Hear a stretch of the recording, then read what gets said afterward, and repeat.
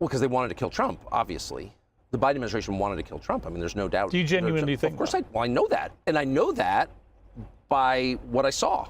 In other words, if you leave your child inside a locked car on a hot day and go into a casino and spend 3 hours gambling and the kid suffocates, I can say, Piers, you killed your child. And you say, well, I didn't mean to. Doesn't matter. You didn't care enough about your child that you went back and rescued him from suffocation.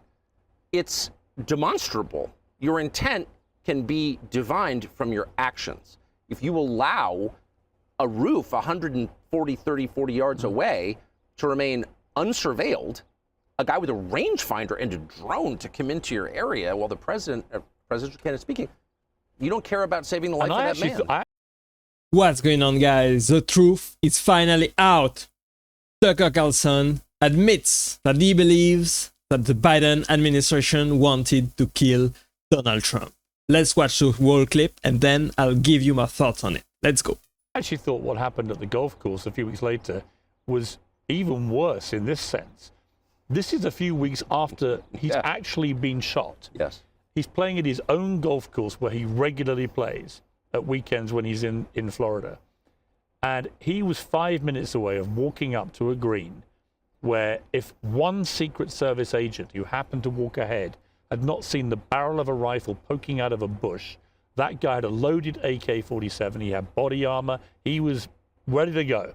Trump would be dead. And that would have been, I think, the biggest scandal ever, because that was just weeks after he'd already survived an assassination. But no one makes much of a fuss about that either. How many members of Congress did that guy meet with? A lot. He was in Ukraine, which is controlled by the U.S. intel services. I mean, that's just a fact. He was in Ukraine, which is a kind of wellspring of lunacy. Sorry, I know you support it, but it's done more to destabilize the West than anything that's happened in my lifetime. And the amount of evil that has emanated from that country, the amount of assassinations that have come from Ukraine, I happen to know, is very high. And so this guy is in Ukraine and having contact. Well, how many members of Congress did he meet with and what do they talk about? Honestly, I do believe that the assassination attempt on Trump were all orchestrated by the left and the leftist media that basically brainwashed all of these assassins to take out Donald Trump's lives. And it was sad to see, honestly. This is an assassin. No, we don't know. So, and again, the media, fascinating, the mainstream media, when was the last big piece you read about either assassination? And yet if that had been an attempt on Obama, on Biden, on Harris, on anyone, on the Democrat side, they wouldn't stop talking about it. Because everybody knows what this is. These are not lone gunmen any more than, Lee Harvey Oswald was a lone gunman. The lone gunman killed by a lone gunman 2 days later. Okay now. I mean, it's just it's so horrifying that clearly both of these guys were agents of the permanent government in Washington or globally. And there's like no honest person who could deny that. It's just so obvious. And I think that people don't want to wrestle with that because it's incredibly disturbing. And I think it's also possible that people in the Trump administration don't want to deal with it. I mean, they're still guarded by the Secret Service. Yeah. And whatever elements tried to murder Trump are still in the positions they occupied. I mean, I watched him the other day walking through Las Vegas. I think that's a great analysis. I think he's 100% right about this. I think the deep state in DC did want to see Donald Trump dead. And it's sad to see that now Donald Trump has to fix everything, all of the mistakes that the Democrat did in the past 4 years. The time is now. This casino. And everyone was like, isn't that great? And I was like, wow, really? They're letting the president walk through an open casino with endless amounts of people milling around. I think you can carry guns in Vegas, I think, can you? It seemed to me a very high-risk environment to put a guy who literally just survived 2 assassination attempts. Is it 2? I mean, well, there are more, I think, aren't there? I mean, we don't know about. I don't think Trump doesn't want people to know about probably the reality. I think what you're saying is true. So I think it's even more extraordinary than you're saying, actually, or than we really know. Do you worry about him staying alive, literally? No, because I think that if you're going to lead, you have to be willing to risk your life. I mean, obviously, I mean, of course, I love Trump personally, so it's like, no, I mean, I can't imagine a few things worse than Trump being harmed. So I don't want to be cavalier about that, but I also think, as a factual matter, you cannot lead anything, including your own family, unless you're willing to lay down your life for it. I've always thought that. I mean, that is what it is to be a leader. I'm putting other people before myself. It doesn't mean that you take senseless risks, of course, but it does mean that you have a measure of physical courage, and Trump is displaying that a lot, and I think it's essential. I think it's absolutely essential, and you'll hear people say, well, I'll never take any risk. No, no, no. You want to lead, you have to. That's what the job is taking risks. Funny enough, I talked to him a week. I agree. I agree that Trump displayed very, very courageous trait. He displayed how good of a character he is, that he is willing to give up his own life for the country. And it was amazing to elect such a leader into the White House.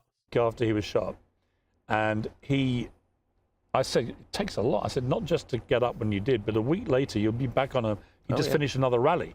And I said, did you not have any second thoughts about getting on a stage with 20,000 more strangers a week after you were shot?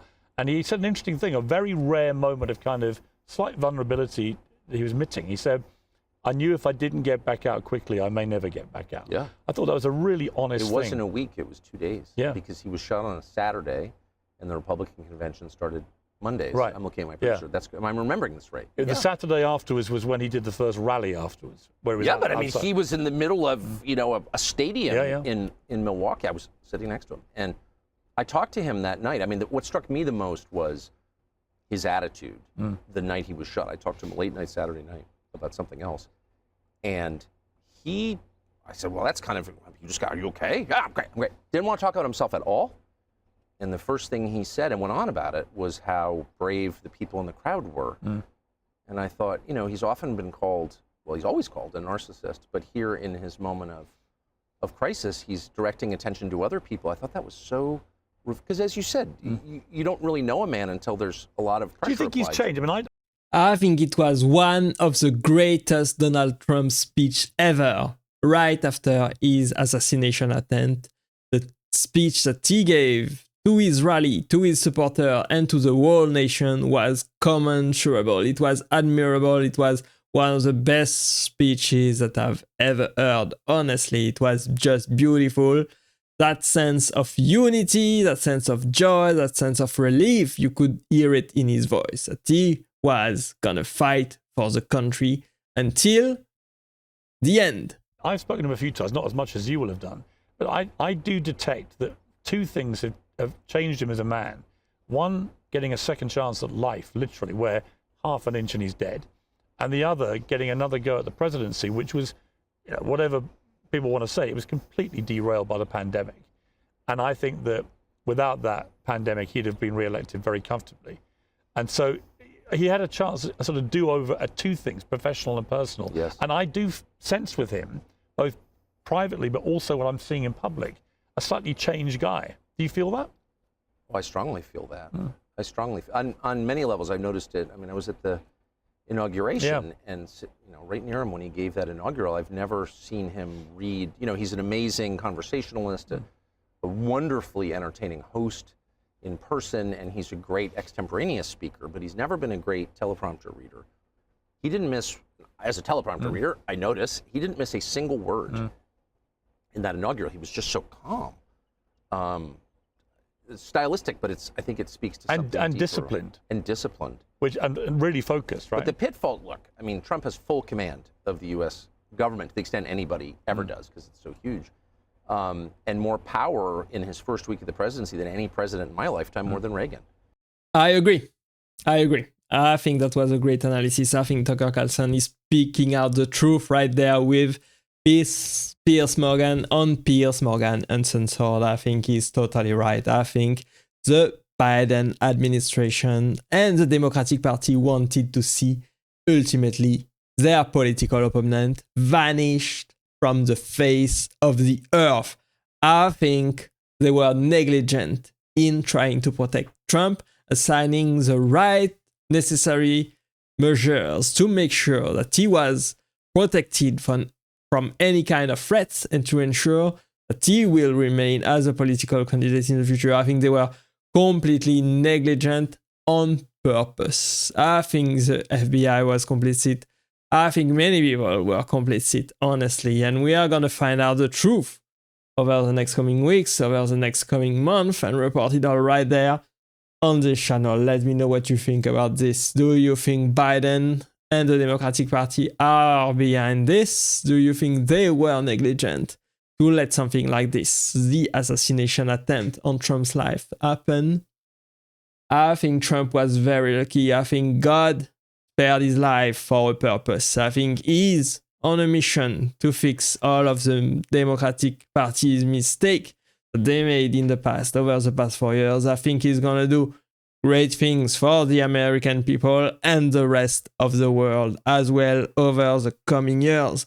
And we will see. I hope he keeps all of the promises that he made during the campaign, fix illegal immigration, cut down inflation, and bring peace and prosperity back in the American continent and back all over the world as well. Thanks for watching. I hope you enjoyed this video with me today. Click right there to watch the next video, and I will see you there. Bye bye.